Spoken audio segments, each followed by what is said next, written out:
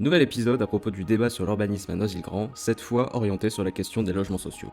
Tel un puzzle, nous avons tenté de reconstituer un débat qui n'en fut pas un. Pendant les 1h20 de prise de parole de l'équipe municipale sur des choses qui n'ont rien à voir avec l'urbanisme, la question des logements sociaux a été abordée durant 2 minutes. Pourtant, les chiffres donnés par Pascal Laguilly, adjoint au maire, sont édifiants.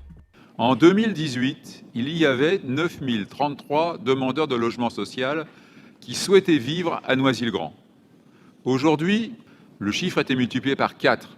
Il y a 36 853 demandeurs de logement social. La maire et ses adjoints semblent se féliciter de la multiplication du nombre de demandeurs de logements sociaux qui traduit pourtant une réalité tout autre, selon notre groupe.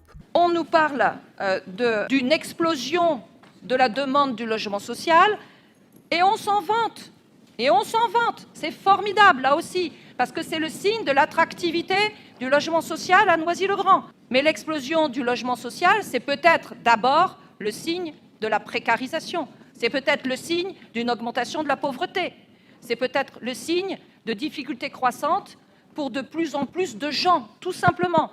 Et encore mieux, sur les près de 39 000 demandeurs de logements sociaux à Noisy-le-Grand, les seuls projets mis en œuvre par la municipalité concernent seulement 10% d'entre eux. Avec 10% de seniors, dont un centenaire, qui demande un logement social. C'est la raison pour laquelle la ville, contre vents et marées, quand je dis vents et marées, c'est l'État, s'est lancée dans la construction de logements de seniors social. Nous avons un programme qui a été livré tout récemment avec I3F de 46 logements au Clos Lambert. Alors bien sûr, si on se félicite de l'accès au logement pour les 46 personnes qui seront concernées par le projet au Clos Lambert, on sait que la finalité politique est tout autre. Et d'ailleurs, Brigitte Marcini n'hésite pas à le mettre en couverture de sa propagande mensuelle, Noisy, une ville où vieillir. Nous n'avons donc pas hésité à interpeller la maire sur le véritable but de ces projets. Et finalement, en autorisant des opérations de cette nature, votre volonté, elle est claire. Après avoir renforcé les identités de quartier, vous souhaitez, sans le dire, exclure toute une partie de la population de Noisy-le-Grand, les renvoyer aux marges de la ville, ou mieux encore, en dehors de la ville. Et évidemment, ces populations, ce sont les catégories populaires.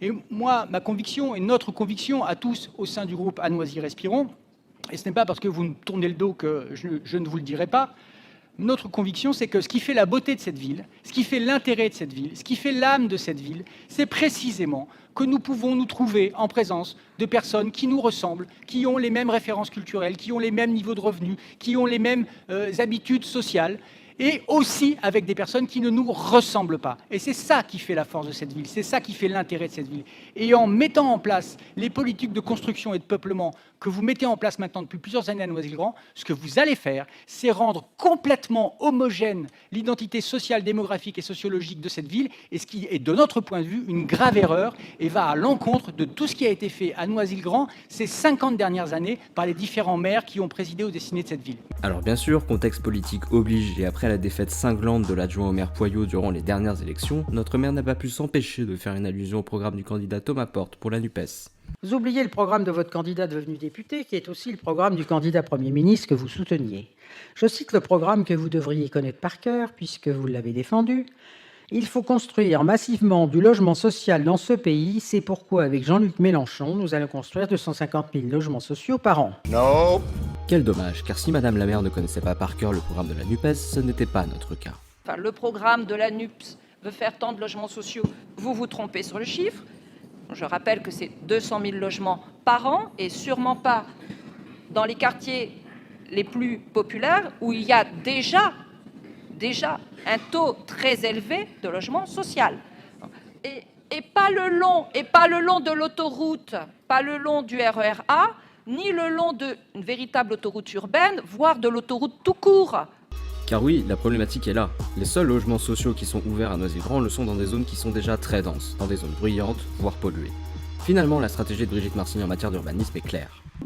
Mais vous ne luttez contre la densification que dans des zones qui ne sont pas denses.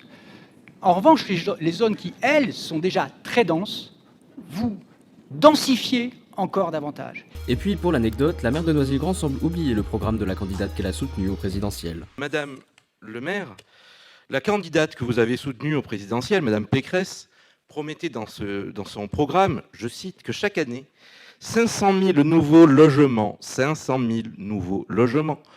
mis sur le marché. C'est pas moi qui le dis, c'est le programme Pécresse 2022. Et vu le score de Madame Pécresse, y compris ici, ça n'a pas des masses emballé les foules. En conclusion, la politique de logement social de la maire de Noisy-le-Grand est claire. Écarter les catégories populaires au travers de grands projets tels que le réaménagement du Champy, ou des projets privés dont le prix au mètre carré dépasse les 6 000 € pour faire la place à une population plus en adéquation à sa politique.